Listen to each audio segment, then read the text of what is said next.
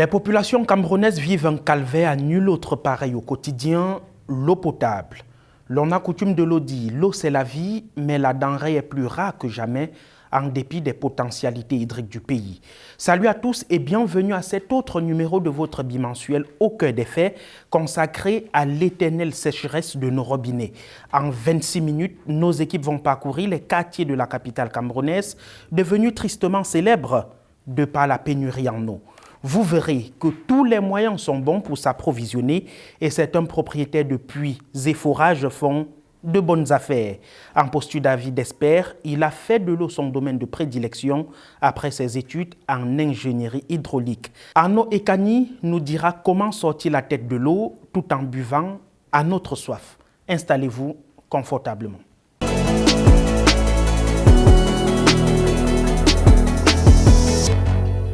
Pour planter le décor de cette édition qui fait la part belle à l'éternelle sécheresse des robinets au Cameroun, rendons-nous dans quelques quartiers de la ville de Yaoundé pour vivre et partager avec les populations leur chemin de croix quotidien. Par endroits, des semaines s'écoulent sans la moindre goutte d'eau dans les robinets. C'est du moins ce que nous font savoir Meryl Nanfak et Marc Mossima.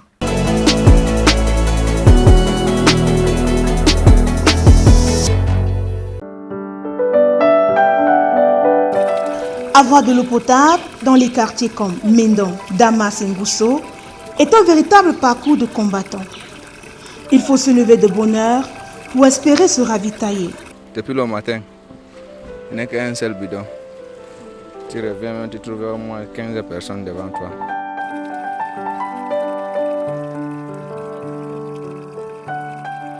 Les populations de Mendon, lieu dit Kansik, situé dans le 6e arrondissement de Yaoundé, ne se rappellent plus la dernière fois qu'elles ont vu l'eau jaillir de leur robinet.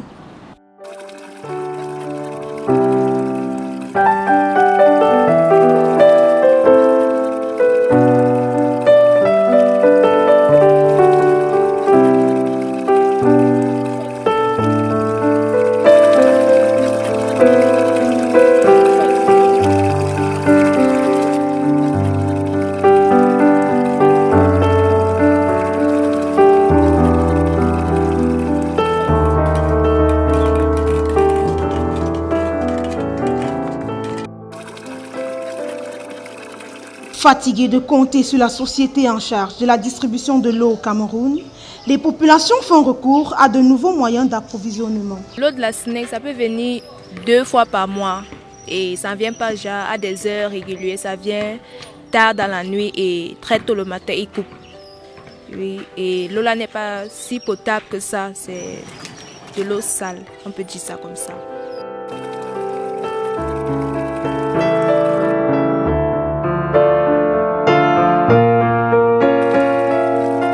Les puits aménagés et les forages privés sont une aubaine pour l'entourage qui s'en sert le cœur comblé.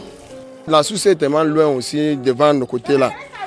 On va analyser ça pour les grands-mères. Comme vous voyez, comme la grand-mère sort loin derrière pour aller puiser de l'eau.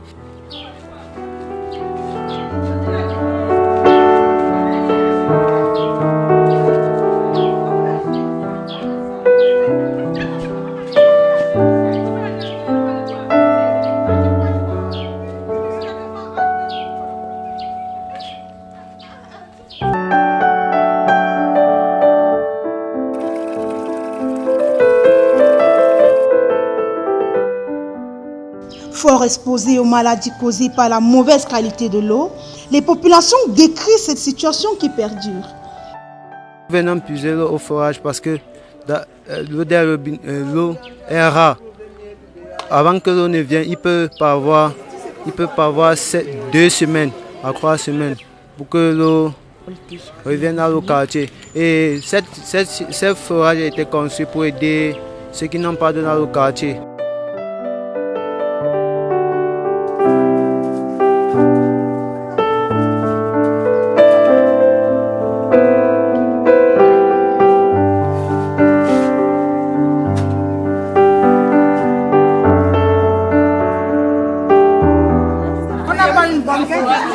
Nos enfants, quand ils boivent ça, nous on tombe malade. Nous on veut le papa.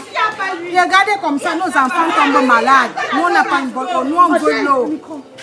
Une seule préoccupation dans l'esprit des consommateurs en ce moment, à quand la fin de ce calvaire?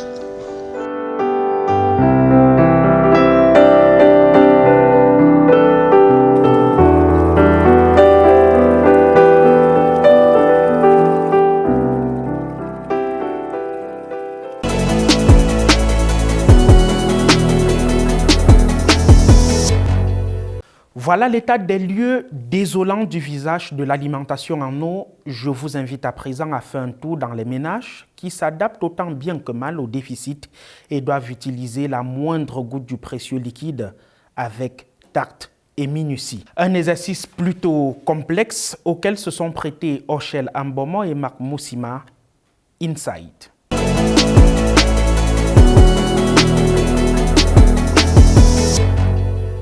À notre arrivée chez Marceline ce jour-là, son inquiétude est grande quant à la quantité d'eau à utiliser pour ses tâches ménagères quotidiennes. Les bassines sont vides, les seaux, les récipients, tout est vide.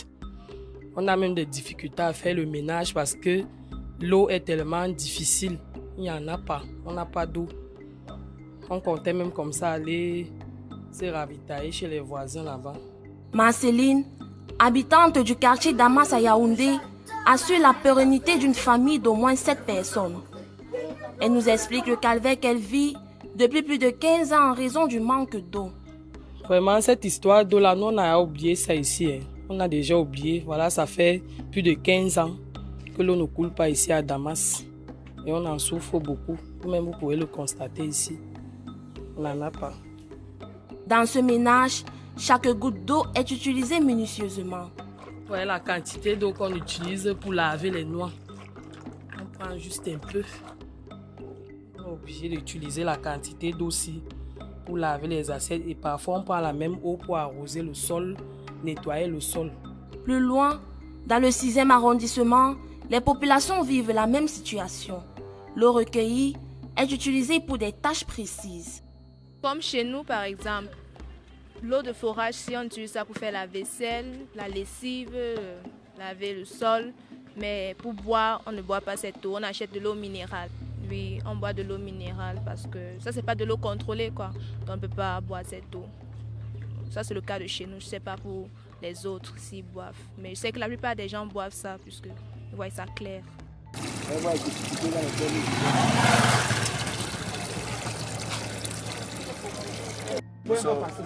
C'est la magie.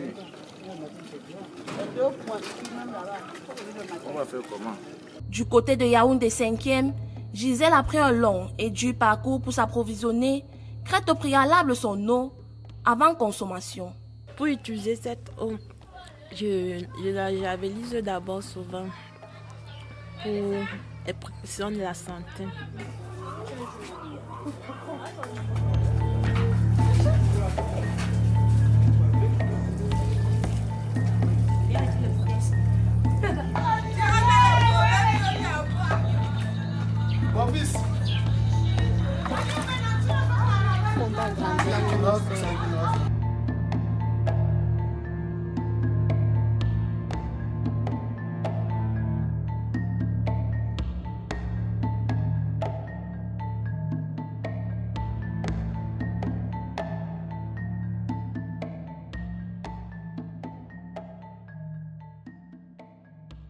Un manque d'eau qui a d'une manière ou d'une autre changé les habitudes de consommation dans nos différents ménages.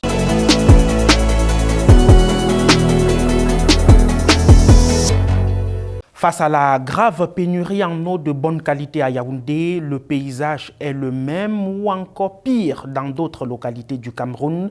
Des solutions alternatives ont vu le jour pour résorber au mieux le déficit. Entre puits, forages, réserves d'eau, chacun use de stratégies en fonction des moyens disponibles pour s'offrir la vie, pour ne pas dire l'eau. Un business qui se porte bien chez d'autres. Les philanthropes ne sont pas en reste. Le plus de l'info porte la signature de Florent Tolo.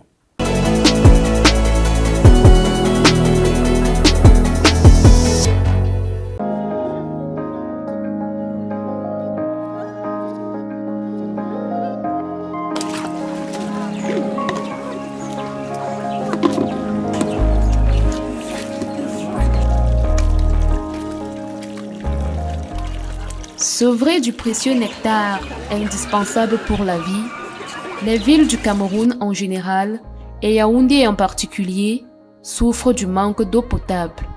Au quartier Simbok, à Yaoundé par exemple, les populations n'ont autre choix que de faire recours aux solutions alternatives.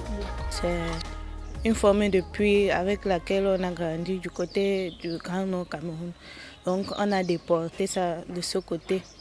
Et puis, bon, je ne vais pas vous cacher que l'eau de la SNEC n'est pas très sécurisante. On a de temps en temps l'eau qui sent le fer, ou bien l'eau qui n'est...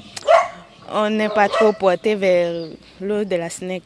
Donc, du coup, on a décidé de faire avec ce type de puits. Des solutions qui nécessitent des moyens financiers pour l'entretien des forages ménagers, elles restent la meilleure option pour faire face à la souffrance qu'endurent les populations. Pour l'entretien, on verse juste quelques graines de chlore là à l'intérieur et ça potabilise. L'entretien de cette eau, nous l'avons même déjà... Cette eau a été prélevée au centre Louis Pasteur, déjà pour savoir si elle est potable.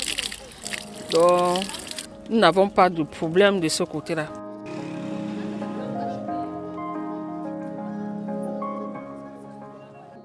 Certains propriétaires des 10 forages et puis donnent gratuitement de l'eau à leur entourage.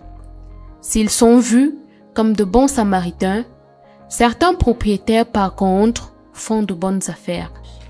Nous avons opté pour le forage puisqu'il y a problème d'eau à Damas et ça nous permet aussi d'aider le voisinage avec de l'eau puisqu'il y a plusieurs puits qui ne fonctionnent pas. Bon, nous avons les samedis et dimanches que nous donnons l'eau gratuitement.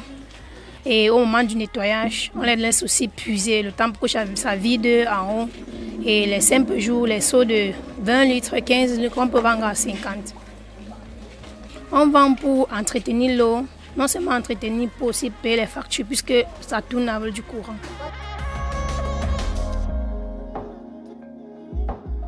Vu qu'ici on a coupé l'eau, ça fait à peu près 2 mois et on n'a pas de choix de venir puiser de l'eau ici. Nous payons et un bidon coûte 25 francs, un bidon de 10 litres et 20 litres 50 et au fur et à mesure comme ça.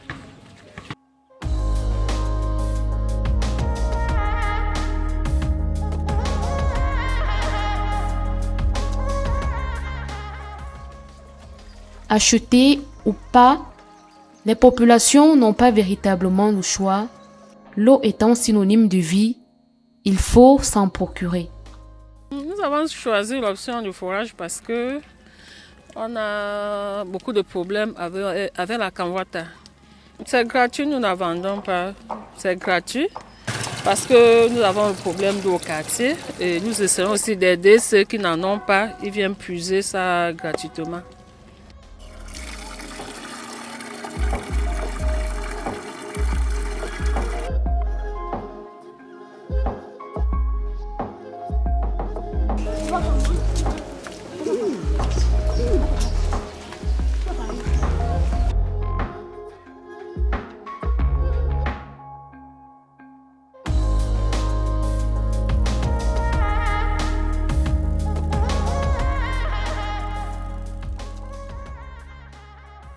Face à cette situation qui va de mal en pire, les habitants des quartiers Damas, Simbok, Ngousso ont les yeux rivés vers le gouvernement en vue des solutions urgentes.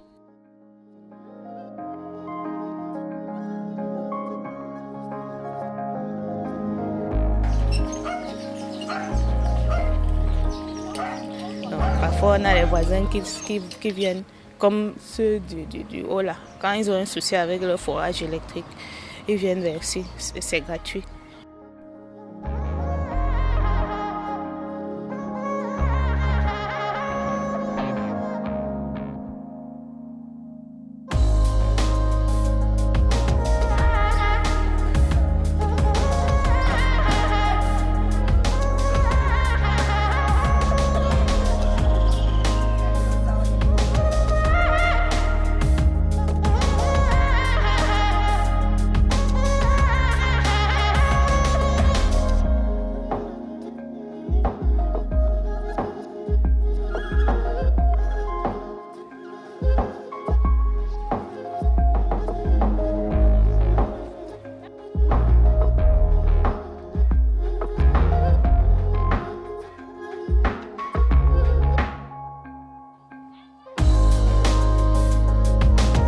En attendant, les populations doivent continuer à se battre avec des moyens de bord, même si la qualité de l'eau expose les consommateurs aux maladies hydriques.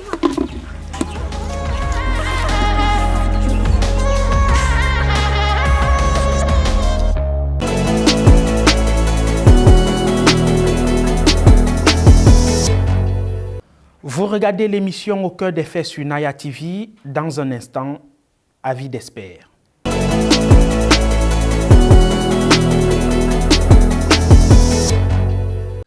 En posture d'invité d'Au cœur des faits, nous recevons sur ce plateau Arnaud Akini. Il est ingénieur en hydraulique, diplômé de l'École nationale supérieure des travaux publics de Yaoundé.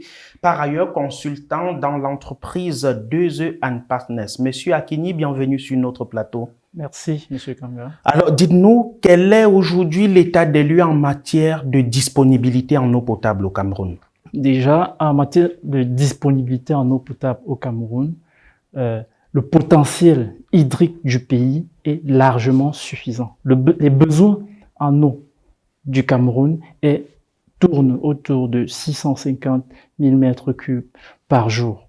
Alors, lorsqu'on voit le potentiel hydrique du pays, on voit que le Cameroun regorge des ressources suffisantes pour satisfaire ce besoin. Et pourquoi la demande n'est pas satisfaite? Alors, la demande n'est pas satisfaite parce que, effectivement, les populations ont besoin d'une eau de qualité. Alors, pour avoir une eau de qualité, cette eau a besoin de subir un traitement.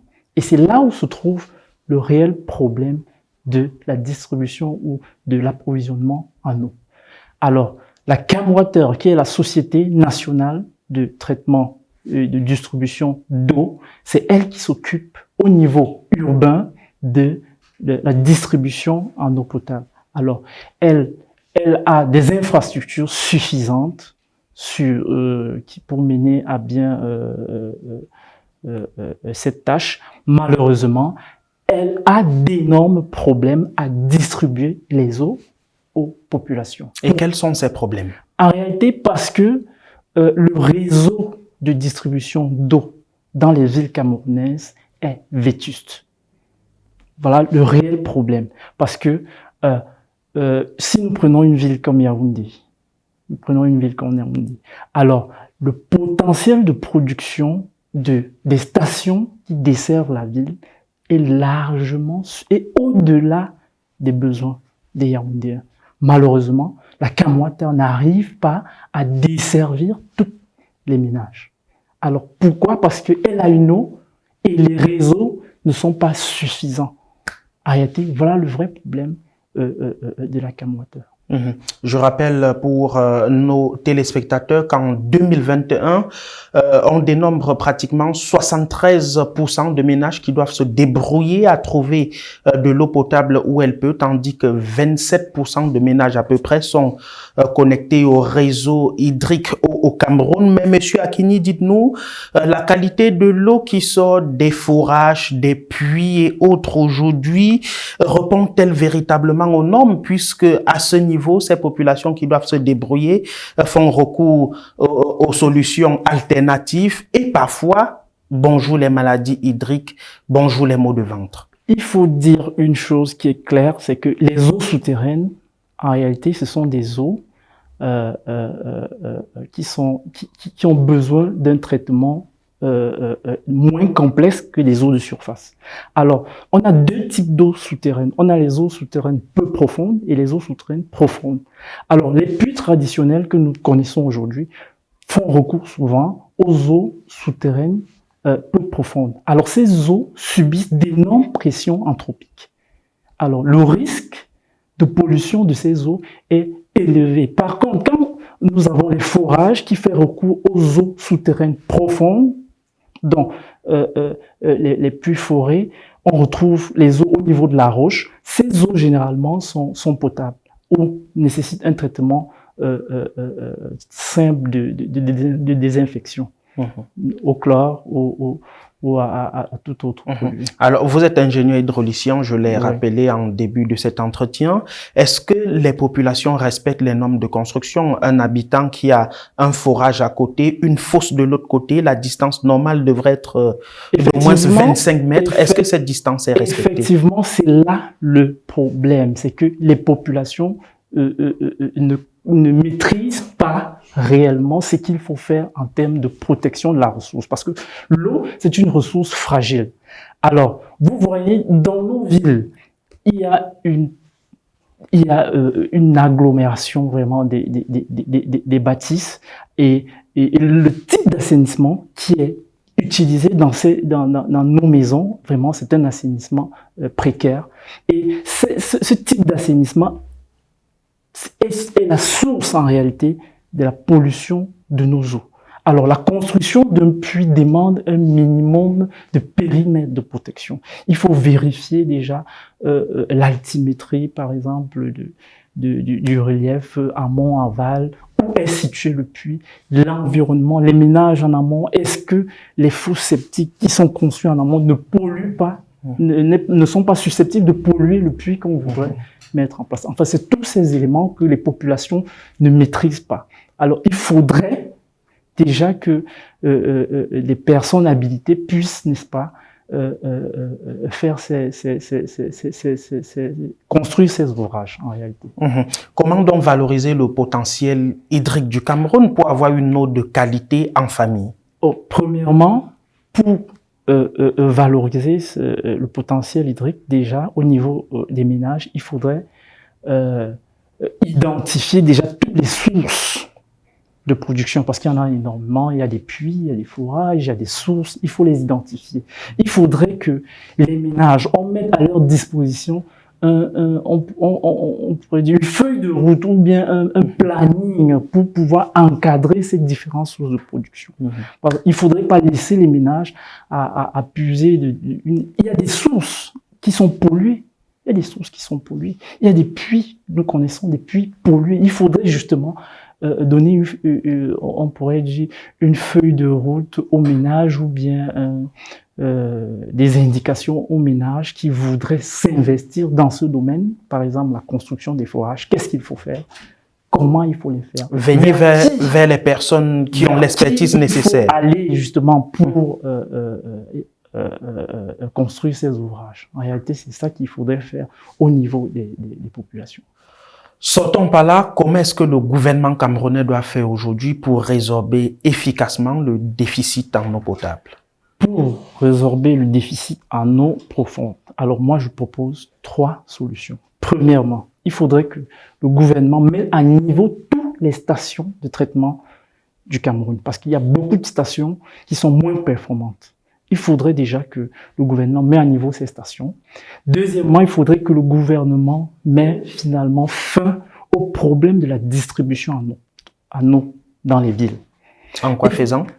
En renouvelant tout le réseau de distribution. C'est vrai que c'est un investissement un peu colossal, mais il faudrait déjà au moins que le gouvernement voie comment, à partir des villes vitrines, notamment les villes des capitales régionales, elles puissent résoudre ce problème-là. Alors, renouveler tous les réseaux de distribution. Et enfin, il faudrait que le gouvernement veille. Je vais vous dire une chose, c'est que vous voyez, l'eau qui sort des stations, généralement, sont potables. Parfois claires. Malheureusement, au niveau du robinet, on voit qu'il y a un changement. On voit une eau de couleur. Entre la station de pompage et le robinet, le réseau est pollué. Effectivement, il faudrait que le gouvernement veille à ce qu'il y ait un effet de rémanence de tous les paramètres de potabilité de la station jusqu'au robinet au niveau des ménages. Faut-il aujourd'hui délibéraliser la distribution de l'eau dans nos zones urbaines? L'eau, je voulais vous dire que l'eau, c'est un élément très sensible. Il est clair que l'État n'arrive pas à desservir tous les ménages camerounais. Naturellement, il faudrait qu'il y ait aussi l'appui des pouvoirs, des acteurs privés dans ce domaine-là, pour accompagner l'État à résoudre ce problème. Malheureusement, pour des villes urbaines, je souhaiterais que l'État continue à avoir un monopole à ce niveau. Monsieur Akini Arnaud, ingénieur en hydraulique, merci d'avoir répondu à nos questions. Merci, Monsieur Kambouya.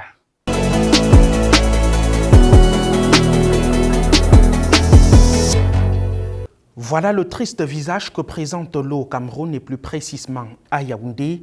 L'achat des eaux minérales est l'une des solutions envisagées par la classe moyenne pour éviter les maladies hydriques, même si malheureusement la bourse n'est pas à la portée de tous les Camerounais. En attendant la réalisation effective des nombreux projets d'extension en eau dans nos villes par le gouvernement, veillez mesdames, messieurs sur la qualité de l'eau que vous consommez au quotidien. Merci d'avoir regardé ce numéro d'Au Cœur des Faits. Rendez-vous dans exactement 2 semaines pour un autre sujet aussi alléchant.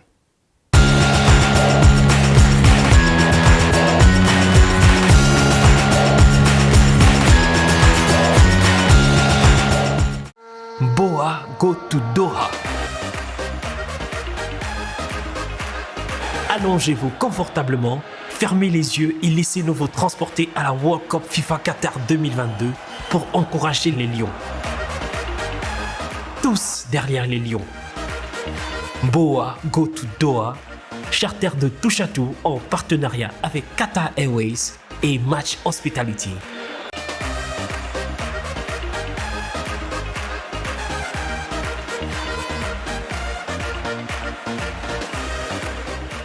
Contact à Douala au 670 51 15 98 ou le 696 40 05 31, à Yaoundé au 651 15 27 27. Boa go to Doha.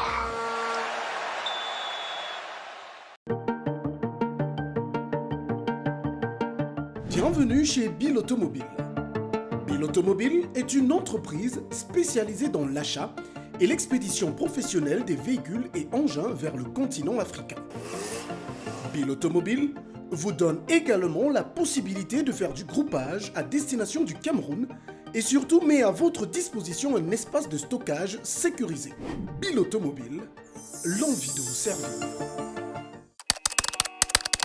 Au cours des 20 dernières années, le développement de l'Internet mobile a révolutionné notre façon de consommer la musique. Si en 2002, le CD représentait 90% des revenus du marché musical, aujourd'hui, le streaming, c'est 2/3 des revenus engrangés. Le monde change et pour vous accompagner, LOG Music Entertainment est une agence de distribution digitale qui permet aux artistes et labels de distribuer leur musique à travers le monde sur plus de 250 plateformes de streaming telles que Boomplay, Spotify ou encore Apple Music.